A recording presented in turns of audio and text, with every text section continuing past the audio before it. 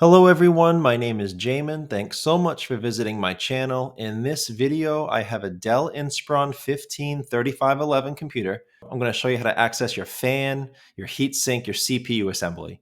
So first thing, power down your computer the correct way. Make sure it's off and unplugged from your charger. We're then going to flip the computer over to access our bottom case screws. After taking out all the screws shown here, you're going to take a small, flat, preferably plastic pry tool. I say plastic because that's going to scratch your case a lot less than a metal one will.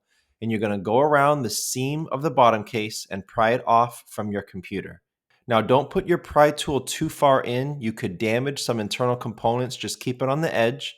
We like using a very thick guitar pick like you can find in most computer repair kits. Go slow but firm, and if you get stuck in a spot, leave it, go to the other direction, and start in the other direction.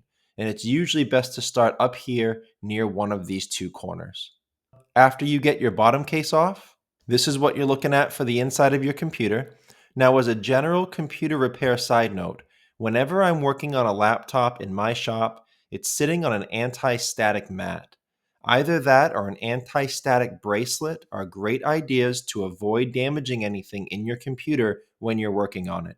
If you would like help with any tools or supplies for your computer project, there will be a link below in the description. It'll be a list of all the tools and supplies that I use in my shop. And also, as we go through this computer to repair various components, I will have another link below in the description. It'll be a list to all the upgrade and replacement parts for this specific model computer.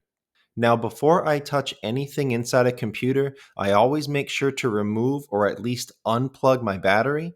A computer is safest to work on when as little power as possible is running through it. So your battery is right down here near the right bottom of my screen. You can see the screws by the M2 and the little white triangle or arrow. That shows you a battery screw. So you have one in the corner here, one down here, and one over here. So we have a couple things on this battery. You have your hard drive ribbon cable here. So to be safe, you would unhook this from the motherboard. These type of ribbon cable clips are very fragile. You have the white port, the black clip, and the ribbon cable goes underneath that black clip. That black clip is what secures the ribbon cable down. It opens kind of like a book cover. It opens from the bottom here. The hinges are on the top. So the way you would operate that is you would take a small, very, very flat pry tool, slide it carefully underneath this black clip from the bottom, and then pop that up a little bit, again, like a book cover, so that it releases the ribbon cable. If you break that black clip, you most likely will not be able to find a replacement, which means the ribbon cable will no longer be able to secure into that. So be very careful not to break it. To unplug the battery from here, you would just use your fingernails or a pry tool on either side of that plug and pull it down, wiggle it down out of that port. We try not to pull on the wires or cables if at all possible in a computer. We just try to pull on the plug. Okay, so now that the battery has been dealt with, we can proceed into the computer. So your fan is right here towards the left top of the computer. It's held in by a screw here, and it plugs into the motherboard right here. So fan wires are especially fragile. Definitely don't pull on that wire. You can get your fingernails or a pry tool on either side of that plug and wiggle that out of the port right there. To get at your heatsink, you have these 4 screws over your CPU area. You would remove those screws and your heatsink would come up.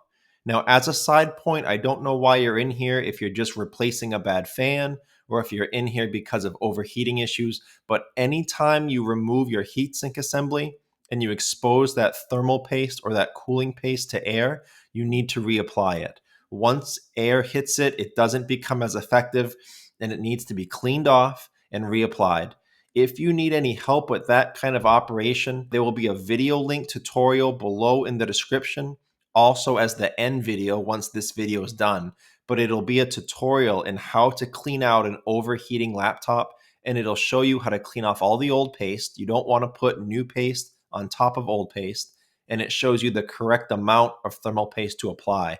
If you apply too much thermal paste, it could have the reverse effect that you want. It could actually lock heat in rather than facilitate its transport out. So definitely check out that video if you need help with that. But as far as this video, that's how you get inside the Dell Inspiron 3511 and access your fan and your heatsink assembly.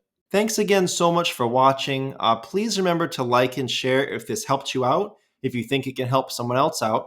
And feel free to subscribe if you enjoy DIY computer content like this, or if you just want to keep me on hand to answer any of your future computer questions. I do try to answer all questions throughout my channel at least a couple times a day. Also, feel free to check out the related links section below in the description. From time to time, I do try to add things in there that I think will help you with your general computer life, make it more productive, more enjoyable. So thanks again for watching, everyone. I look forward to seeing you on my next video.